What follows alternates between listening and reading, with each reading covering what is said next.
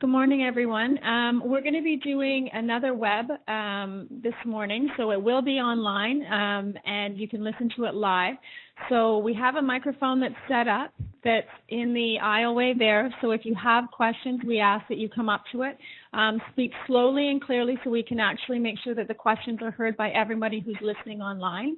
I want to welcome everyone this morning to the November DCCA. Good news, in 10 minutes we should feel it getting a lot warmer. The heat is going on, so hopefully we'll actually start to feel it in the next 10 minutes. So welcome everyone. I just want to quickly go through the agenda. Children's Services update will be first. Then we'll have an update from the co-chairs on the draft terms of reference. There'll be a school board update, and I want to welcome Louise Humphrey from the TDSB, and from the TCDSB, Marilyn Rodriguez-Wright will be presenting. And we also have a Ministry of Education update, and I want to just introduce Anne LaCourcy, who will be doing that piece. And then we'll have some time for questions and closing. So I'm going to go through the Children's Services update. I want to make sure we have a lot of time dedicated, so if you have any questions for the ministry and the school boards, you'll be able to ask them.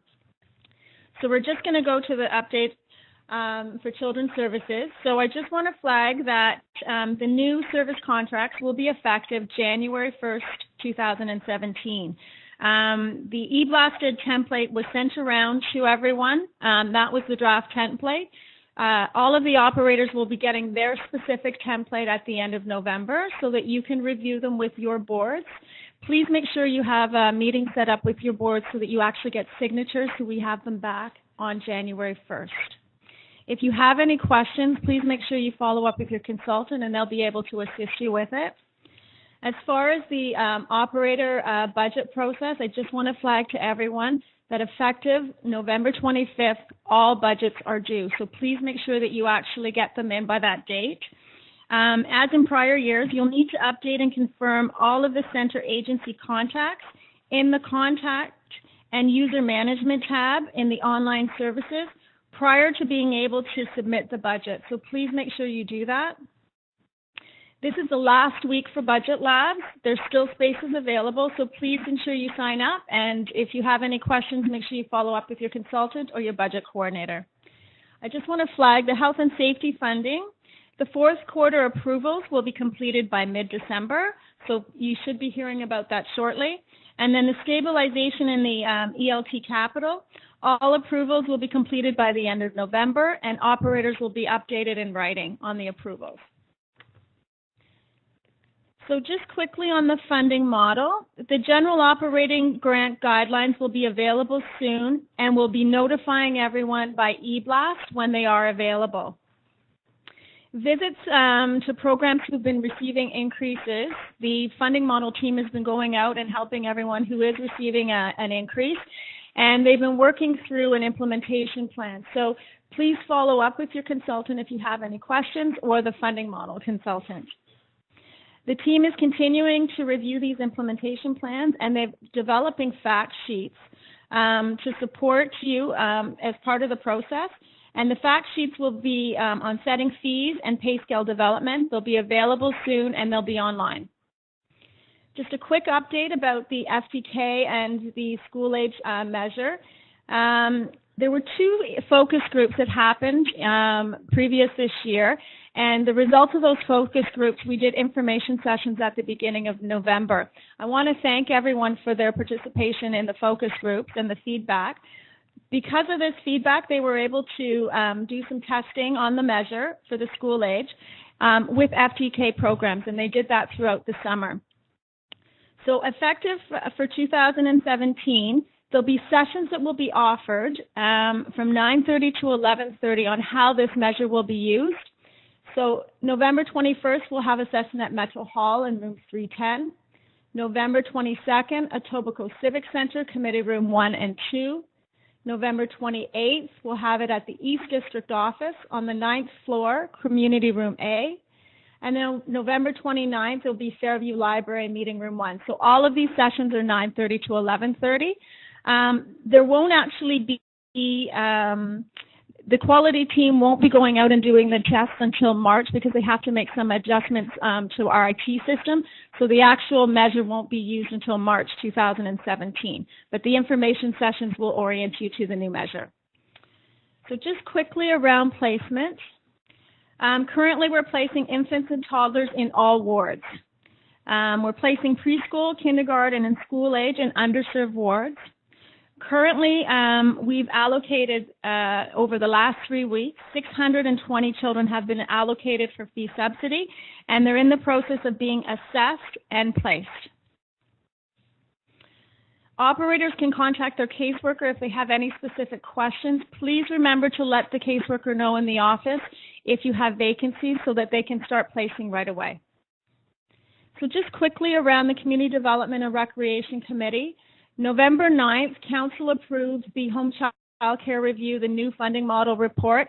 This is really exciting. The report actually has highlighted the need for, similar to the general operating grant, a grant for home child care. So that's very exciting. November 29th, we'll have an update of the full-day kindergarten and school-age program. This is an update to the report. We were requested to provide feedback and an update from the 2013 report around FTK. The report should be online and available a week before the meeting. So it should be available a week before November 29th online so you can see the full report. Okay, so I'm just going to go forward to pass it over to Dina and to Jennifer so that we can do an update on the terms of reference. I want to recognize today is Cindy's last meeting here, and I want to recognize her for all of her hard work. Cindy's just sitting in the back. She's not feeling well today, but I just want to recognize her and thank her for all of your contributions.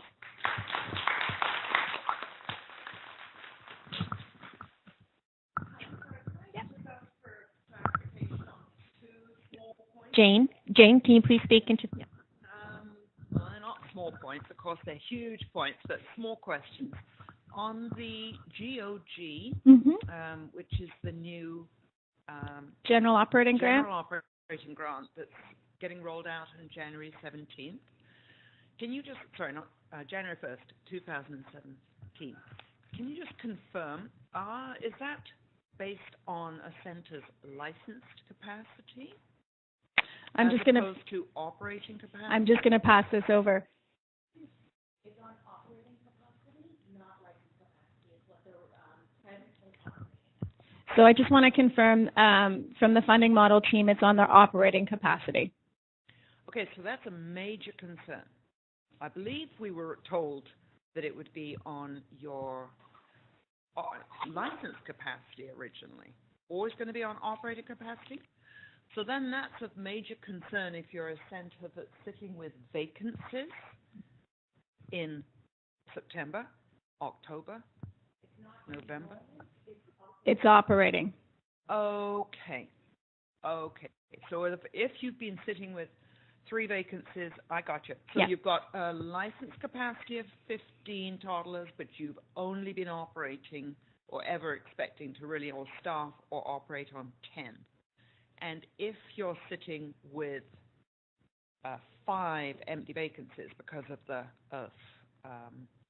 subsidy freeze that's been happening, you'll still be assessed on the 10 operating. Yeah. Okay, thank you. Okay, any other questions on the Children's Services update? Okay, so I'm going to pass it over to Dina and Jennifer.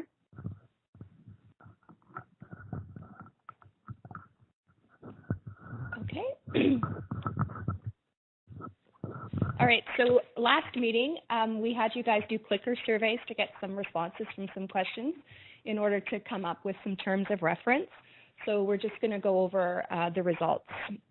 So the new terms of reference will take effect in January 2017. So the vision is pretty well the same as what we had put forward, and that is that the early learning and childcare sector in Toronto, including service providers, policymakers, and planners, have a collaborative meeting space where information sharing and constructive dialogue can support the advancement of a quality early learning and childcare system. Okay, so the next slide. So the new name is the Toronto Childcare and Early Learning Forum, and it will be called the Forum for short. This is to remove the district to imply the geographical designation, and we changed it to forum instead of advisory because it was never really an advisory committee. The purpose is for information sharing, to provide input and feedback, to raise issues, ask questions, and promote dialogue. The participation is open to everyone. It's going to focus on the partnership, not a membership, with the key partners being the early learning and childcare operators and service managers in Toronto, the City of Toronto, Toronto Children's Services and Toronto Public Health, the Ministry of Education, school boards serving Toronto, and any others that are relevant to agenda items.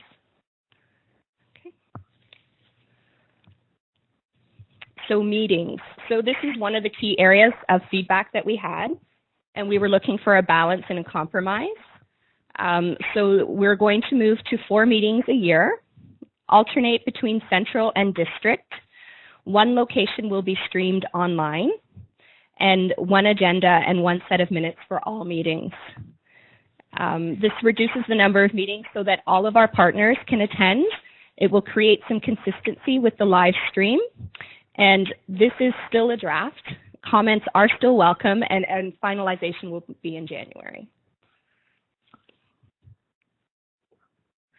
So roles. We're looking at co-facilitators shared by the Child Care Community and Early Learning Rep and Children's Services. It's chair meetings, help the forum to achieve its purpose and maintain its principles, facilitate open question period, and co-chairs for the community will be nominated and approved at a forum meeting. So the current co-chairs, aside from Cindy, who's stepping down, will maintain this role into the beginning of the new year.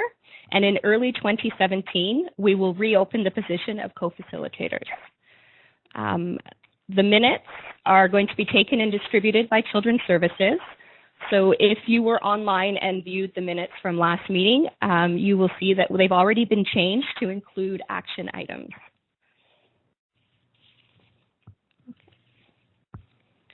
Agenda setting team. So agendas are to be developed collaboratively. This is to facilitate the collaborative space. We want to make sure everyone involved is helping to set the agenda, and it will put forth how to bring forward actions and key issues. So it's going to be led by the co-facilitators with additional input from the Ministry of Education, the school boards, Toronto Public Health, and agendas will be posted online in advance. Okay.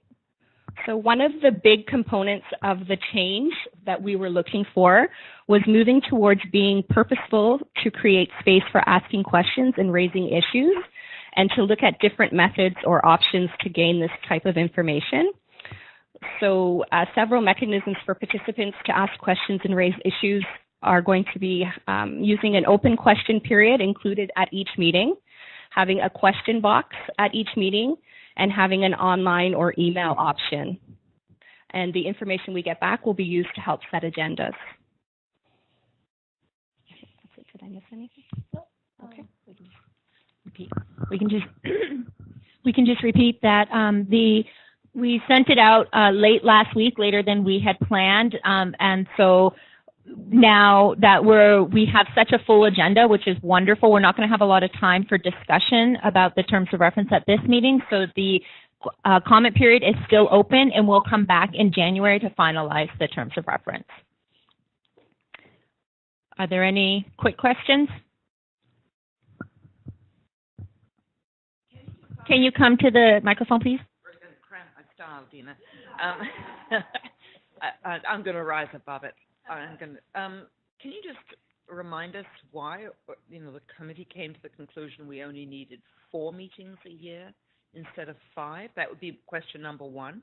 And then question number 2, how will you determine where the single locations are at? So Jennifer can help, but question number one, it was really trying to find the balance of having enough meetings and also having all participants attend and making it an even approach between district-based meetings and central meetings. It also kind of, when we're looking at the calendar, landed that way, that it made the most sense rather than crunching up two meetings very close to each other. And so it becomes more like a quarterly approach was the rationale, and that was discussed. And then we have been challenged by the location of all the meetings, recognizing the space isn't great for collaborative meetings. And so really, truly the way we're probably going to pick a centralized location is finding a space that's large enough to accommodate it and a space that is easy to access by TTC.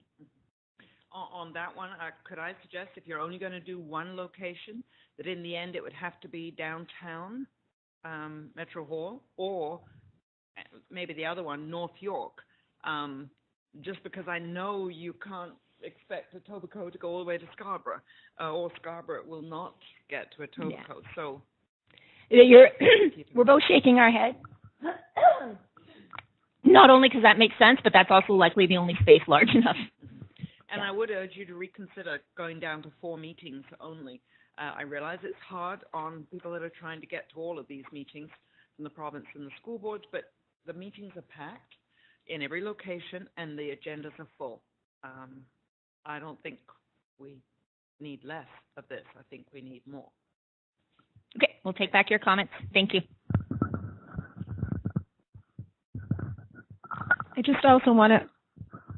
I also want to flag, sorry, that the reason we've been doing the WebEx is so that those that can't join us can actually listen online and watch online. So we're really trying to make it accessible as much as possible. This is just the beginning of actually using WebEx. So we've had a few technical difficulties. So thank you so much for those that are listening and being patient. We are getting better at it, but it might take some time. So I just want to take the opportunity now to introduce Marilyn. Marilyn is with the Toronto Catholic District School Board, and she'll be providing a quick update. And then I'm going to pass it over to Louise Humphreys, who will be doing an update for the Toronto District School Board. Okay?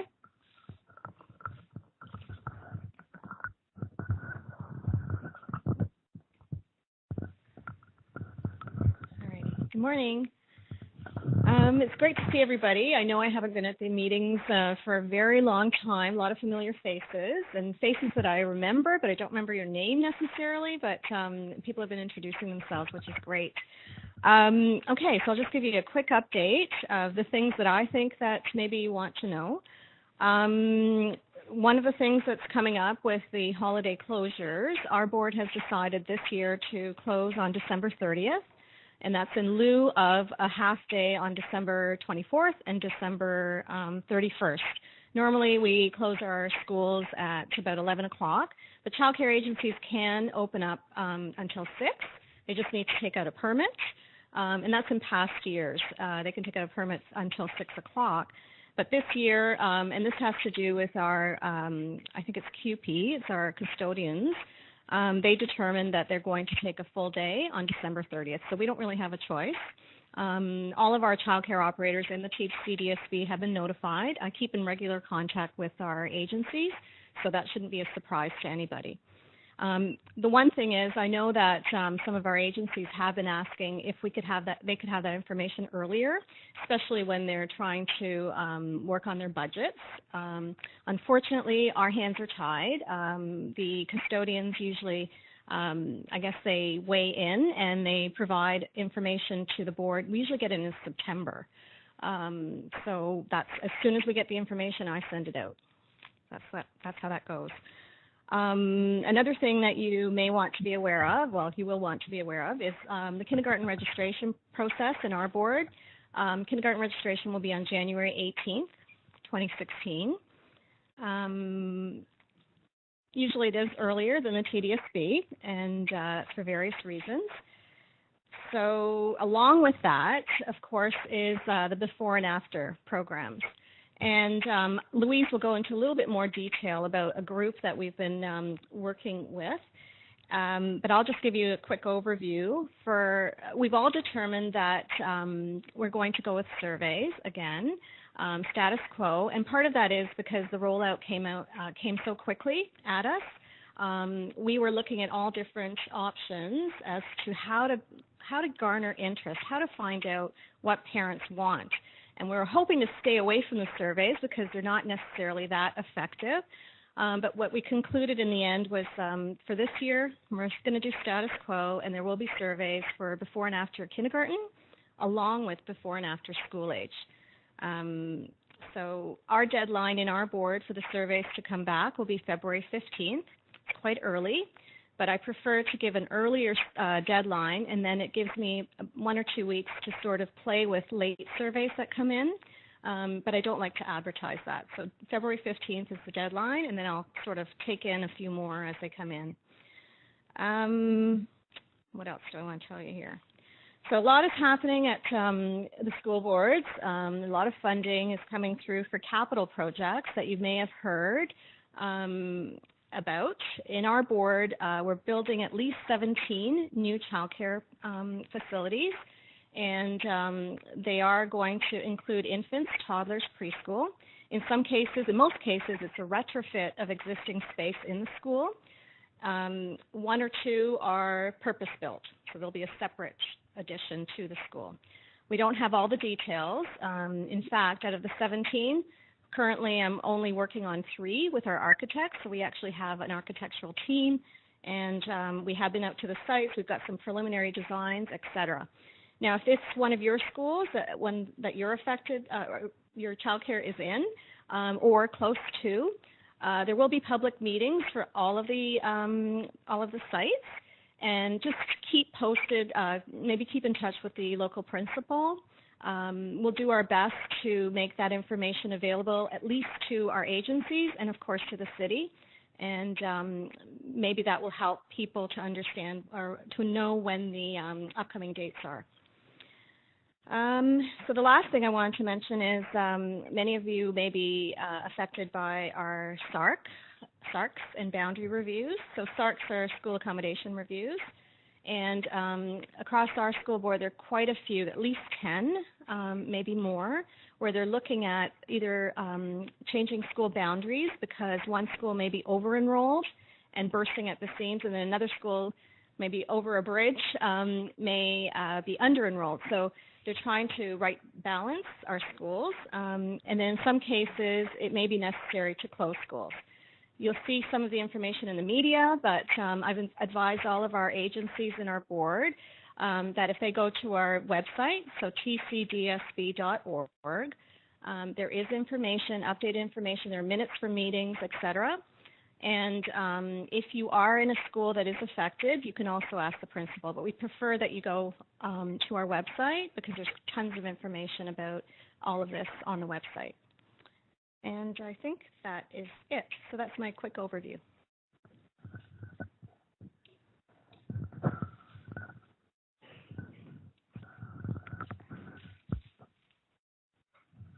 So Louise is going to provide us a presentation from the Toronto District School Board, and I'm just going to pass her the WebEx microphone at the same time.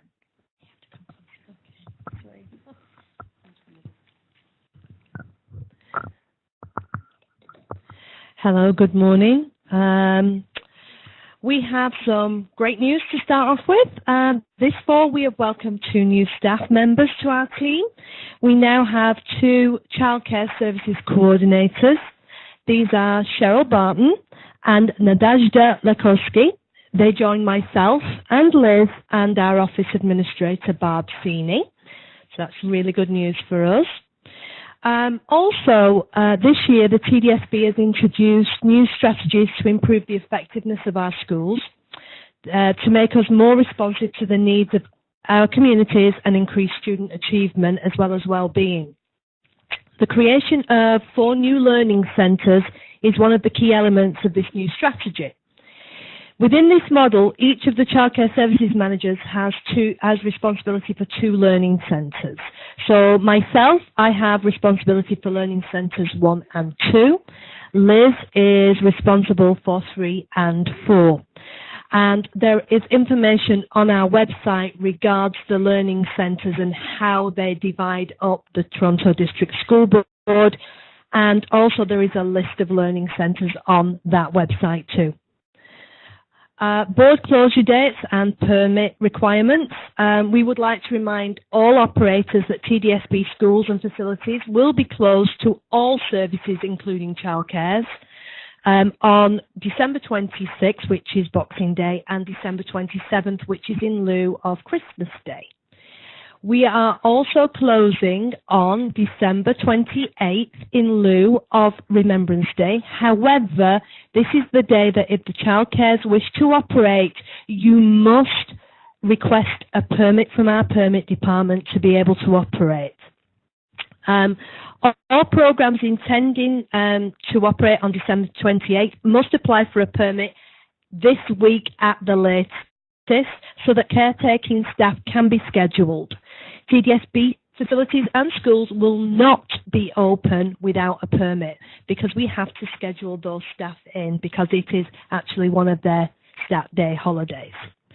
Also, this information has gone out twice now via email to our operators, and also with that we will not be doing the operating survey that identifies when over the Christmas break you will be opening. That's just done now with the permit request. Also, TDSB has an Early Years Community Advisory Committee. Our committee is comprised of representatives of recognised organisations and networks across Toronto that provide services to young children and families. There's parent members, designated TDSB staff and trustees appointed by the board. EAC meets 4 times within the school calendar year and is currently seeking new members to represent the DCCAs North and East and also OEYCs. Voting members are appointed to a 2-year term to represent your identified group. And if you're interested in becoming a member, please could you connect with our co-chairs, which are Jill Oakes and Pam MacArthur. So just to let you know that your current members, your current voting members are, in the north, we have Jill Oakes from the YMCA. In the east, we have Natalie Gruzlak from the NIAD. In the south, we have Patrina Stathopoulos from Dandelion and Donna Spreitzer from Jackman. Here in the west, we have Pam MacArthur from Runnymede, Lisa Turnstrom from Lakeshore Community Childcare, and Sandy Edmonds from Plasp. And they're going to be the people who communicate backwards and forwards around what's happening with the advisory and what you want to come back to the advisory. As Marilyn's already kind of mentioned, in the fact that we are working together now on the implementation of school age before and after care for 6 to 12-year-olds. The City of Toronto, the Catholic School Board and the Toronto District School Board staff have been meeting regularly to operationalise the regulations in preparation for the Ministry's timeline for the implementation, which is September 1st, 2017. Staff are awaiting the release of guidelines and policies to clarify the government's expectations. In the interim, TDSB, TCDSB and the City of Toronto are preparing for boards to be in compliance with the regulations by the stated deadline. To that end, the staff from all 3 organisations will be collaborating to offer a joint consultation for licensed childcare operators and authorised recreation providers to gather advice about implementation of the 6 to 12-year-old before and after school programs, and we will be sending that invite out via email. Lastly, the Early Development Instrument Survey, or known as the EDI. We hope to engage childcare operators in learning about the Early Development Instrument Survey results for each school. The EDI survey was completed for each 5-year-old in SK in 2015. We have seen improvements in specific areas of the EDI as a board and across individual schools. Results for each school have been delineated by each domain, and we recognise that this sector plays an important role in contributing to child development, and we encourage you to watch out for further information about that information. So with that, if you've got any site-specific questions, I will be making myself available after this forum, and I'm happy to answer those. Thank you.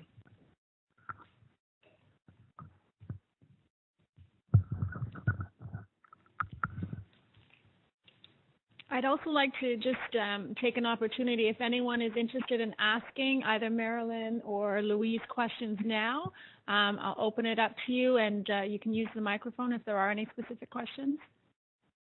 Okay. I'm afraid that I think this is great because people are going to be able to hear when they're listening in, but it's clearly going to be a bit difficult for a lot of people. But anyway, because I think some people might be interested, can you just let me know? I think it's first of all, it's excellent that you're holding this joint sort of consultation with. You said it was a consultation. There's both school boards and the city with operators about how we're going to expand school age for childcare before and after programs. Can you give us an idea of when that's going to happen? I don't think you said an invite's going to go out, but are we talking likely January or February? Do you have any idea when that consultation? So some dates that we were targeting December and potentially January. We're trying to do this as quickly as we can. Sure. Within reason, because December gets to be very busy. So as a backup, it would be January if we can't find a suitable date. Okay. Thank you. We'll watch for that. Thanks. Okay, we're just going to load the presentation for the Ministry of Education, and it'll be an update on the throne speech and next steps. And I'm just going to introduce Anne LaCourcy, and I'm just, as we're doing that, we'll be setting up.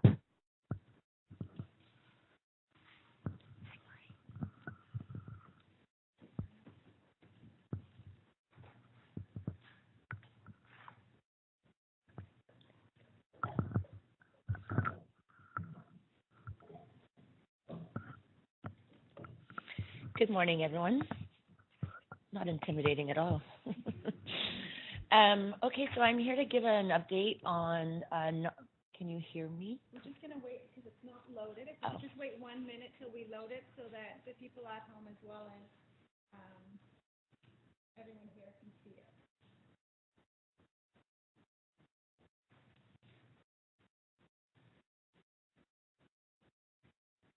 We're still working out the technical pieces, so thank you for being so patient.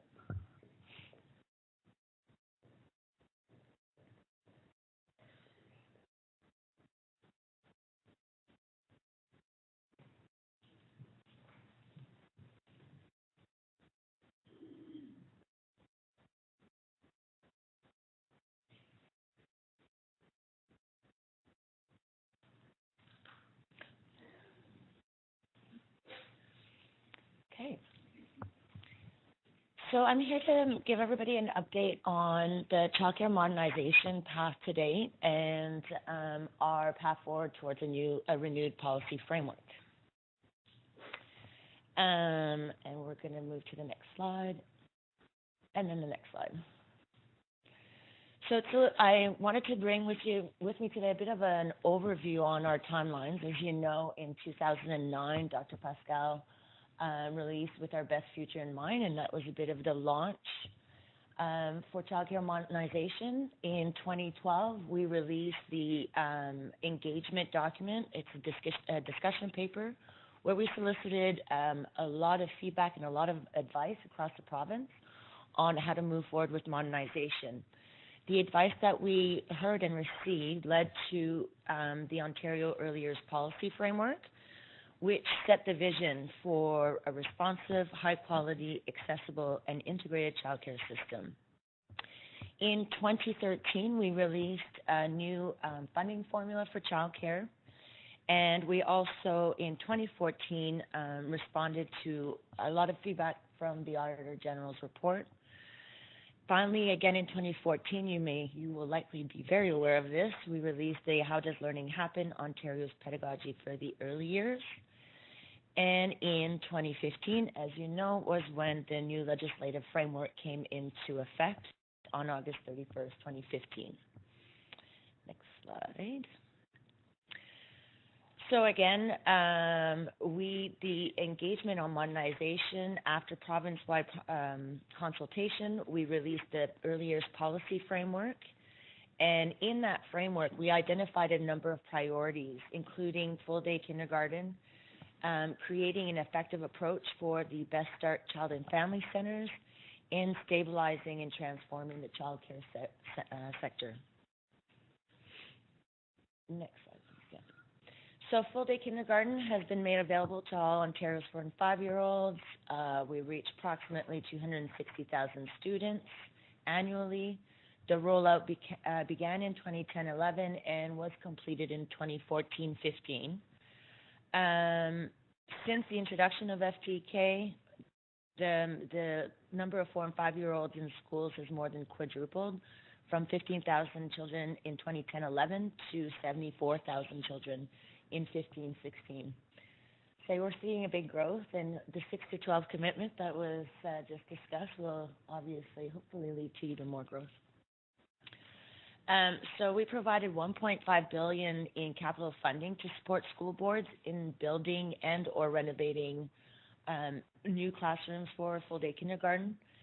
And although the full social impact of FDK has not been measured, research has shown links between FDK and improved literacy and numeracy scores, increased readiness for grade 1, and better wellness indicators for children. So Ontario's made significant investments in childcare in early years. The government has doubled funding to more than $1 billion a year, and that has increased licensed childcare spaces from 187,131 in 2003 and 4 to 389,286,000 in 2015-16. Example of investments include the $63.5 million that replaced the federal government when the federal agreement was terminated in 2010. $120 million in new funding, capital funding to create an additional 4,000 new spaces in schools, and $100 million for child and family programs, and a commitment to transform earlier supports for families by 2018. We're also increasingly recognizing the expert roles of early childhood educators by providing the wage enhancements to all staff working in licensed childcare settings. So in August 2015, the new legislation came into place, and that was almost 70 years after the former Day Nurseries Act was enacted. The Act strengthens compliance in health and safety in earlier settings, and it also helps parents make informed choices about childcare. To ensure that children are receiving the highest quality care available, the government also released, as I said earlier, How Does Learning Happen?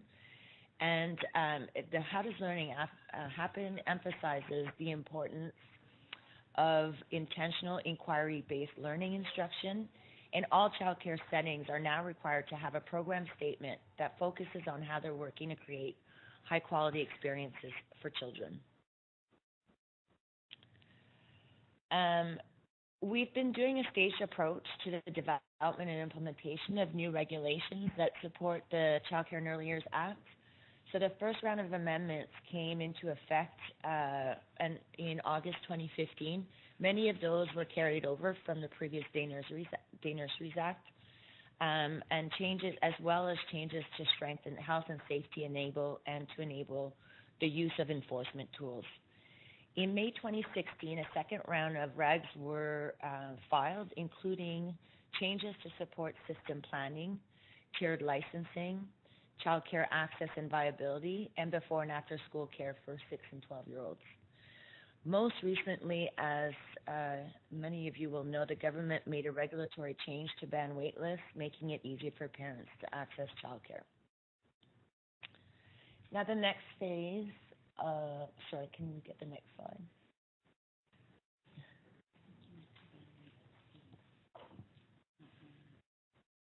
waitlist fees. Yes, and I will change that for the future slides. Thank you, Karen. And the next phase of modernization. So we've done all this over the past 4 years. And we're now at a stage of a renewed early years and childcare policy framework, which will focus on key pillars of access, responsiveness, affordability, and quality. And it will build on the existing commitments in childcare and early years programming, including the integration of 4 child and family programs into a cohesive provincial system of services and supports known as the Ontario Early Years Child and Family Centres by 2018. And as part of the government's broader response to the Truth and Reconciliation Commission's calls to action, the government has committed to invest a total of $150 million over 3 years on a group of initiatives that will seek to close the gaps and remove barriers, including increased funding to expand access to culturally relevant child and family programs on reserve and child and family programs off reserve. We will also be partnering with the federal government to support the development of a national early learning and childcare multilateral framework. Discussions have begun, and we will be continuing those discussions into January and early winter. Beginning in September 2017, we will be building on the successful implementation of FDK and expanding the duty, as we talked earlier, of the 6 to 12 programming for before and after school care. And we will also be requiring that all CMSNs of the City of Toronto and DSABs have an approved childcare and early years programs and services plan for their service area by January 2019. So why now? So we know that we have more work to do so that children have access to quality childcare and early years experiences. We know that positive outcomes for kids are most likely when educators foster caring relationships and initiate positive and responsive interactions. We know that programs that provide stimulating materials and experiences that engage children's curiosity and thinking through play-based approach and with educators that have higher levels of education and opportunities to participate in ongoing professional development. Research demonstrates also that quality childcare and early years programs improve child readiness and also provide an investment of 7 to 1, a return on investment of 7 to 1. So here are some stats for you. We know that even with continued growth that we've shown over the past few years, that supply and the demand is increasing for licensed childcare for children 0 to 4. We estimate that for children 0 to 4, the demand for children 0 to 4 is approximately 45 to 50%. That the 0 to 4 child population is anticipated to grow by approximately 1% per year over the next 5 years. So that's at least 5,000 additional children per year.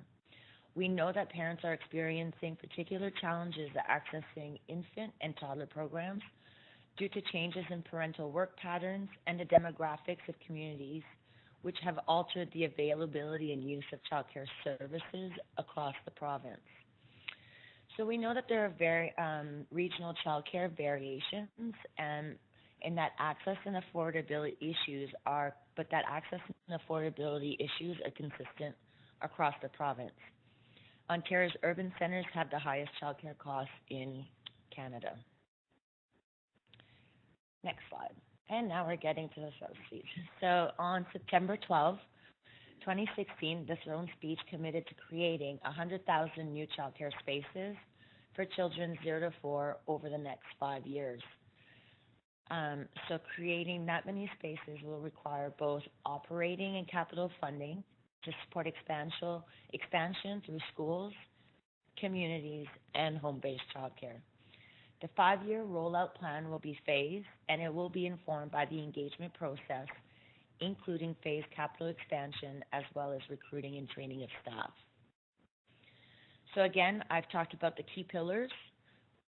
So 4 key pillars that will inform the renewed framework and the expansion strategy are access to increase access to licensed childcare by expanding the number of and transforming child and family programs. We want to support the workforce participation and help narrow the gender wage gap. Responsiveness, meeting the needs of families and children through early years programs in schools, communities, and workplaces, and at home. Affordability, recognizing the connection between access and affordability at different income levels. Increase the funding for fee subsidies to support parents seeking childcare, and that will support the province's poverty reduction strategy. And finally, the fourth key pillar is of quality and ensuring that licensed childcare and early years programs are high quality through outcome measurement, pedagogy for healthy child development, and well-trained and compensated staff. So we have a fairly sorry, the next slide, please.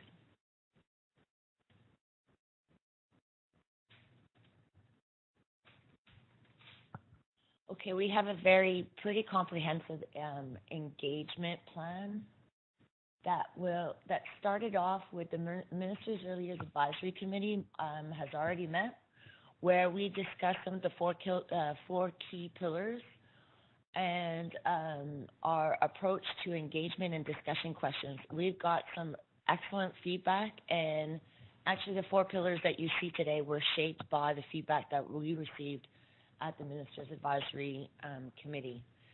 We've completed a public discussion paper, and everything working out. It will be released on Wednesday of this week, and I will be going through some of the key questions that are going to be in the discussion paper today, but we won't have time to get into hearing from you what your advice is on each of those pillars and the questions, which is why we're really encouraging everybody to go to the website, and I will give you the link at the end, which again will not be live today, but will be live by the end of the week. We're hoping by Wednesday. But, yeah. Check Wednesday, if not check Thursday. But please go. So that will be part of our digital engagement, where we'll have an online survey for parents, an online survey for folks that work in the sector, and anybody else of the general public that's interested in childcare and being part of those discussions. We have also launched regional engagement sessions. There will be a town hall session on December 7th for Toronto, where parents are invited to come, and the general public again, to discuss some of the key pillars and the questions that are included in the discussion paper. So again, what we want to do is have a digital component. If folks can't make it in person, that they can go online and provide their feedback, and there's very easy ways to provide feedback online. On the webpage, there will be a list of all the town hall events so that folks can have a look and see if they can make it in person and if they want to. There's childminding at the sessions for parents, and they will typically be between 7 and 9. We're doing parent outreach, again, through the digital sessions, through the town halls. We're doing also partner and stakeholder sessions, so there will be targeted stakeholder meetings throughout the engagement. And we are also doing some work with Civic Action to look at engaging employers in the discussion in childcare.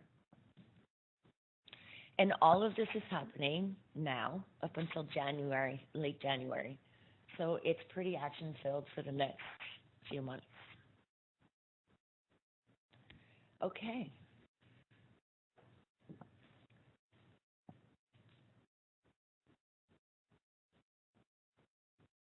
So I just wanted to have the opportunity here to maybe have you guys start thinking about what are some of the key questions that we're asking. So under the pillar of access, what does access to early years and childcare programs mean to you? In your experience, what are the strengths of the current system, and what are some of the biggest barriers that parents have to accessing licensed early years and childcare programs in your community? And you'll notice we always talk about childcare and early years. So this isn't only about the expansion of the 100,000 spaces, but also about the renewed framework for early years. So it's as the system as a whole. And so finally, what in your experience can the government do, the community do, employers and providers to increase access to programs? Under our responsiveness pillar, do we think that parents have the early years and childcare options that they need? Again, what are the strengths of the current system and options available, and what can be done to provide more choice and more flexibility for parents? And finally, under affordability, what would an affordable childcare system look like to you? What, in your opinion, works about the subsidy model for Ontario? What are its strengths and what are the weaknesses? And what are the most important things that the government, communities, providers, employers, what can they do to make programs more affordable in Ontario? And finally, under the quality pillar, again, what does quality look like to you? What role should the province play in ensuring high-quality programs? And finally, how should we measure quality in our programs? So these are the four pillars and the questions that you will see in the discussion paper. There's a full, more fulsome discussion paper that has a lot of the information that I've provided today. So hopefully you'll be a bit ahead of the game. The online survey is a lot shorter, and it's for those who don't have as much time to go through filling out all the questions. We wanted to make it as easy for you to go and at least voice your opinion, short or long. So we really encourage you to go, and I will give everybody the link now. I don't know if it's on. It's not on the presentation. So I will. I'm going to make those changes to the deck before I send it, and I will add the link to the front page.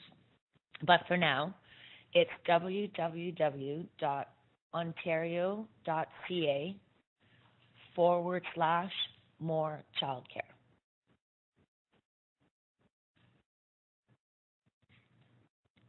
I can repeat it again. So www.ontario.ca/more childcare, all one word. I have time for a few questions if you have any.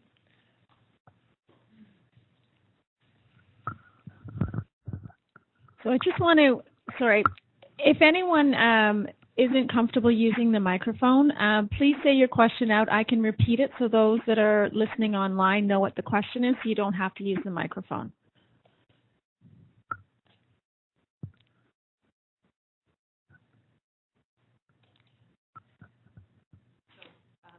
I will not use the microphone. I'll let you repeat it. I will use the microphone. I want everybody in this room to know that they're supported. When you speak about what the provincial government has achieved over the last, since 2011 to 2017, and you sort of said, we've bought this many new childcare spaces online, and we've rolled out FDK, and that is awesome. It's great, and everything you put up there, I have no argument with at all. That's terrific that the Minister of Education is expanding the childcare system, expanding FDK, moving to expand school age, and improving the legislation and your oversight, and that's all excellent. But you have to know, and maybe we can have a show of hands if people behind me agree with this statement, FDK almost killed us. You know what I mean? Like, people just were so overwhelmed by those 5 years. And if that didn't kill us, now we've got the legislation coming on board. That's really doing people in. And it's great, these ideas at the top and the policies that are coming out, and we need that. We need that leadership in government. But in the end, the rubber hits the road on the community childcare programs. And there's one particular disconnect that I think it's very important that both the province and the city really grasp. In the end, how much support are your consultants giving people on the ground? We hear a lot about people being in fear of their consultants coming out, whether this is at the province or it's at the city. It could be a personality thing, but that's not okay. We don't want them to live in fear of an inspection, which is going to find that they've got, their training and development policy isn't up to date, and they're going to get cited, and then they could get a fine. And so we really need your consultants to appreciate how much they need to be supportive of the community that is delivering your vision. And we have a lot of concern about consultants that are coming out at 9 o'clock in the morning and staying until 7 o'clock at night. That's not okay. That's burning out our supervisors. I don't think any consultant should be staying past 6 o'clock. The childcare program stops operating then. So can I just get some feedback from both from the province and the city about how you think your consultants can really support our supervisors? Because we're not going to have people filling their jobs in the next few years. We actually do have one childcare supervisor in the audience right now who, after a very dedicated 3 decades in the profession, is trying to retire and can't retire because no one is applying for her job. So we're about to hit we're just going off the cliff unless we get some real significant improvement in the support on the ground so that we can follow through on all the policy developments. Okay, so I just want to clarify. So the province's consultants are program advisors, and they work through the legislation and the pieces that are required from a licensing perspective as well as an enforcement perspective. The consultants that work with Children's Services are there to support the operators build capacity within their organization. They assist with the budget. They assist with quality. They're there to provide the support and ongoing support to those operators so that they can make these legislative changes within their childcare centers. So I just want to make a quick clarification around the 2 roles. And the consultants, even though they have required visits, they're also available to operators outside of those required visits that they do. Okay, so I'm just going to pass it over to the provincial side.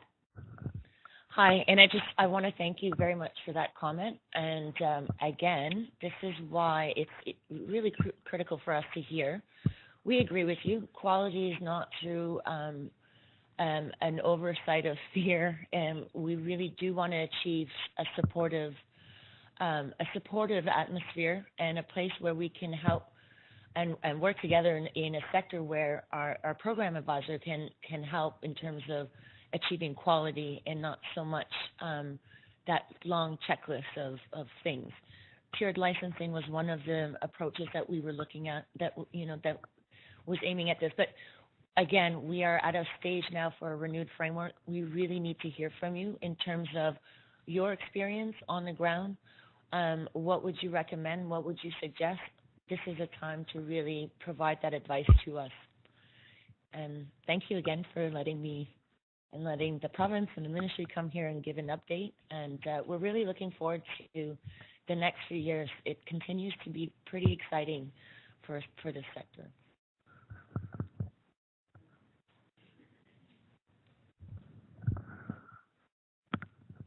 I'd just like to make a comment. Although it's extremely exciting to hear about all the plans that are coming forward, I hope here in Toronto as we move forward, there will be consideration given to the number of vacancies that exist right now. Rather than just adding new spaces, we need to fill what we have before we move forward and start building new spaces, because there's a lot of money that's already been invested to create the programs we have, but because they're not full, a lot of them are losing viability, so it makes more sense to fill that up. And of course, the biggest issue being the subsidy and the availability of subsidy to those programs. Yeah, that's a very good comment, and definitely we appreciate that there is an issue of full capacity in some areas, and that's why, again, it's a phased approach in terms of the expansion of the spaces. Where does it make sense? How do we, and going back to the key pillars, how do we increase access in a way that's affordable and that is responsive to parents? And so, again, I will say it again, please submit your feedback, your advice about just that very fact, and so that we can take all of this information as a whole and have a really informed plan moving forward. Thank you. Are there any other questions for the province? Okay. Okay, so I'm just going to repeat the question. Where will the school age expansion take place? So I'm not sure, but I think you might be really, are you talking about the 6 to 12 commitment of before and after? So that will be reliant more on our school board partners. As you know, the province really relies heavily on the partnership with the school board and the city to determine where programs are viable and where they can be expanded. And I can pass it over to my board.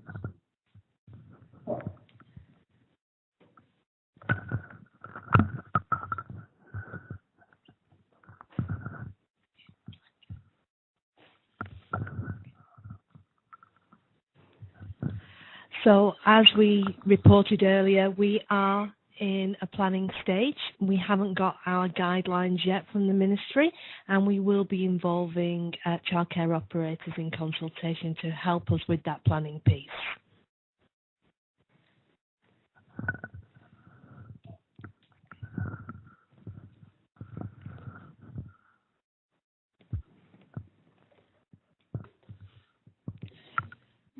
Sorry.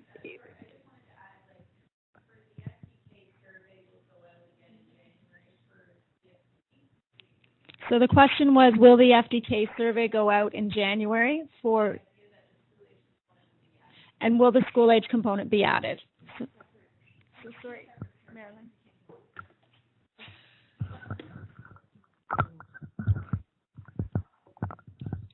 So specifically for our board, because kindergarten registration is happening so early in the year, we were kind of stuck. We had to make some decisions very quickly, and so we are going to do two separate surveys.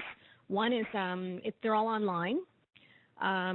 So our kindergarten survey is embedded with kindergarten registration. It's on something called SOAR. And our IT department has also been provided with information for a school age survey that will be rolled out to all of our families that have children between the ages of 6 to 12. And it will be probably a link. We're still sort of sorting that out, but that will be available to parents. That's what we're doing. I know that TDSB is still in discussions as to how they're going to roll this out. They have a little bit more time.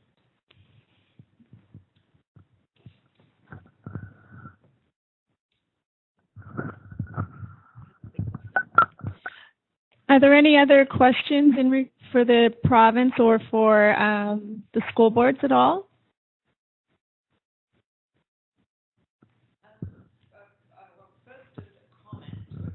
So, sorry, can I just ask for the comment, Jane? To thank again, Louise, for mentioning that you're going to do this consultation with the commitment and with the community. And I realize that the province too is doing this online. I would really encourage the province to make sure its language always says it will be consulting with its partners.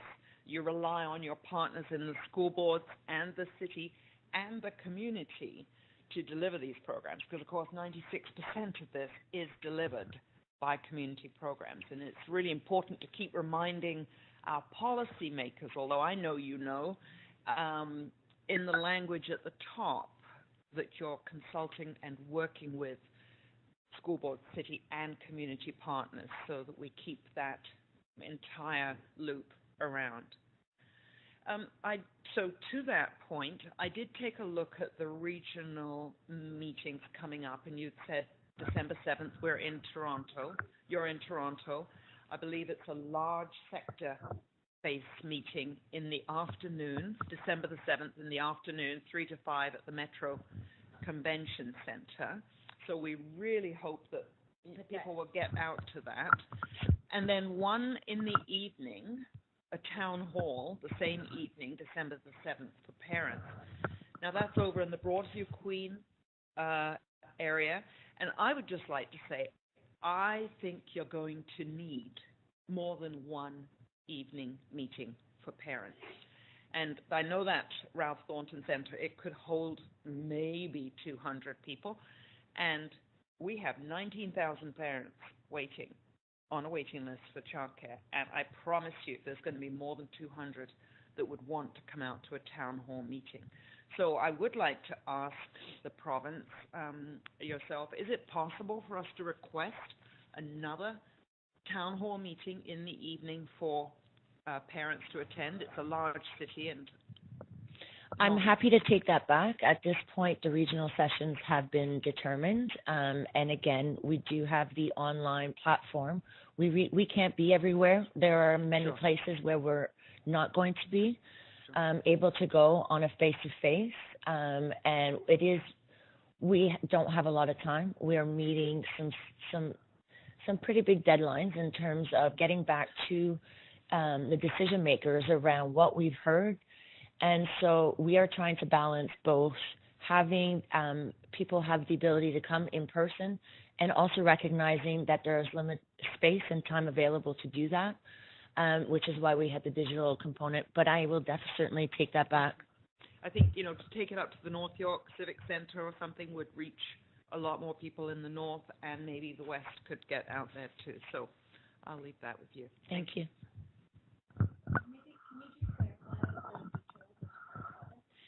Right. So we have the open town hall session in the evening. The stakeholder session, I do believe, is a closed session by invitation. Because again, we have to manage the number of folks, but I will take back your comment about attendance and the ability for everybody to participate. I just want to check if there's any other questions. Sorry, so yeah. The daytime one is by invitation only? Yes, that's correct. So I just want to clarify, the daytime engagement is for stakeholders that have been invited only? It's so we've been working with the city on identifying all of the key representatives. We understand that not every single operator in the city, every single community partner can that we can manage that in terms of a face-to-face meeting. And so we have been working with the city to identify at least key representatives across the city to participate in the stakeholder meeting. And again, we encourage people to attend the open town hall event and also to visit our the webpage to provide their feedback online.